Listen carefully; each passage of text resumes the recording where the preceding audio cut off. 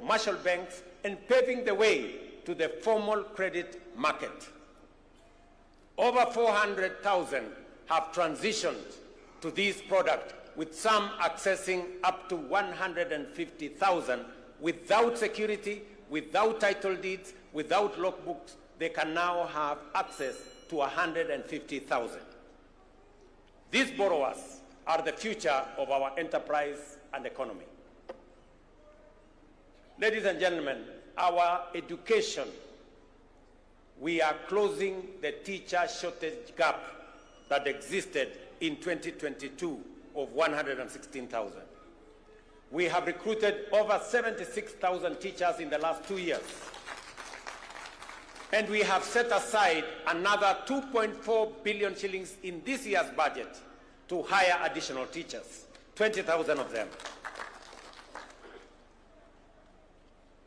with effect from January next year. Further, the government has allocated another 1.6 billion for capacity building for teachers and another 1 billion for the promotion of teachers, so that we can have them assist us produce more human capital and more workers with skills and competencies to manage our economy and to run our country. This investment has improved student-teacher ratios, enhanced literacy and numeracy, and generated stable employment in communities across the country. Labor migration continues to be a cornerstone of our strategy to expand jobs for Kenyans. Last year, over 200,000 Kenyans secured jobs abroad. This year, we are strengthening our efforts through targeted recruitment and bilateral labor agreements.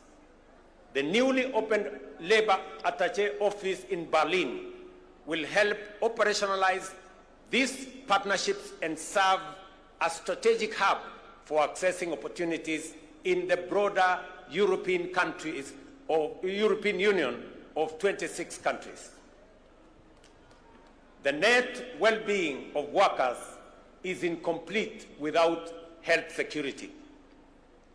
I am pleased to report that over 21 million Kenyans have registered under the Social Health Authority, up from 8 million under what was NHIF. This is a monumental leap towards universal health coverage. I urge every Kenyan to register, and I am happy that every day I watch the SHA portal, and every day between 45,000 and 50,000 Kenyans register.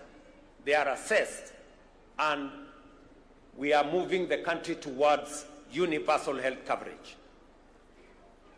We are overcoming the teething problems that existed, and more Kenyans are beginning to realize that we can have universal coverage, reaching out to as many Kenyans as possible. Distinguished workers, ladies and gentlemen, the right to join a union for protection of the values of fair pay, safe working conditions, and the right to unionize is a constitutional guarantee. I have directed the Ministry of Labor and all relevant agencies to ensure that even employees under outsourced contracts can freely join trade unions and benefit from collective bargaining frameworks. Additionally, I am also pleased to announce that Kenya will ratify the two critical ILO conventions. ILO Convention number 189 of 2011 on domestic workers to safeguard their dignity and rights, and ILO Convention number 190 of 2019 on eliminating violence and harassment in the world of work. Dr. Mutua and team, you know what you need to do, so that when we come here next year, we will report to the Kenyan workers that we have ratified and we have concluded our work. As Dr. Atwoli has said, when we agreed to enhance pay by 6% last year, there ensued a debate, and some of the employers have not implemented the 6% we agreed on last year. It is not right, it is unacceptable, and I am directing the ministry to work with the head of public service to ensure that every employer makes sure that we implement the 6% increase of salary that we agreed upon last year, and to quickly embark on the exercise to put together the next agreement so that we can take it forward in the next time. To all of you, as the Kenyan workers, I agree with Dr. Atwoli that the city of Nairobi is the face of Kenya, and we must live in the city that has dignity. And I have joined hands with the county government of Nairobi to make sure that we complete all the link roads, to make sure that the city of Nairobi has motorable walkways and decent roads in different estates, especially in the informal settlements. We have also agreed with the city of Nairobi on how we are going to clean this city. As I talk to you, we have 20,000 young people under the Climate Works arrangement, because I made a commitment that we are going to clean Nairobi River and make sure that we develop additional social housing for the people of Nairobi to give dignity to the city of Nairobi. I went around the city of Nairobi 2 months ago, and we also agreed that the children of Nairobi, who today don't have as much school facilities and infrastructure as other counties, will benefit from additional government support, so that all the children in the city of Nairobi, especially those who live in informal settlements and attend informal schools, are graduated to public schools where they can get proper education paid for by the government of Kenya. I want to thank the members of Nairobi, the members of parliament from Nairobi County, and some of them are here, for the partnership that we have worked on to make sure that both the children of Nairobi go to school and the city of Nairobi benefits from the Climate Works program that will employ more young people.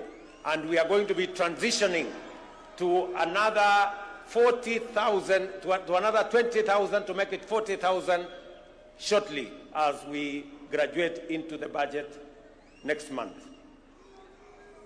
So wale wote ambao wanashiriki katika kazi hiyo ya Climate Works, wale wanashiriki, na mimi naona, nafikiri wengine wao wako hapa, wale wanafanya kazi katika affordable housing, mimi nataka niwaeleze ya kwamba hii nchi yetu itajengwa na sisi kama wafanyikazi wa taifa letu la Kenya.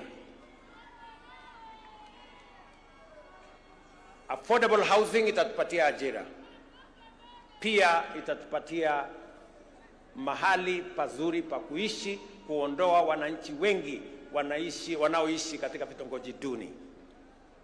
Na mimi nataka niseme ya kwamba vile mumeuliza, mmoja wenu wameuliza ya kwamba mnataka kutumia payslip katika kuaccess mambo ya affordable housing. Hiyo ni maneno mzuri sana. As long as we are discussing how we are going to occupy the houses, whether by deposit, wale wako na deposit, yule ambaye una deposit, peleka payslip, tutapangana na wewe, tujue vile utapata nyumba, uishi mahali pazuri. So tushirikiane namna hiyo, tufanye kazi hiyo kwa pamoja, na mimi nataka niwaeleze ya kwamba Kenya itabadilika. Nilikubaliana na watu wa China. Wakati nilienda China, pengine watu wengi walikuwa wanafikiri tumeenda kukopa madeni zaidi. Hapana. Tulikubaliana ya kwamba tutajenga barabara kutoka Rironi kwenda Nakuru, baadaye mpaka Malaba. Lakini sio kwa madeni. Hapana. Tutajenga barabara hiyo kutumia investment. Vile tumejenga expressway kutoka airport mpaka mjini Nairobi, hatujatumia pesa ya serikali, na hiyo pia tutafanya hivyo.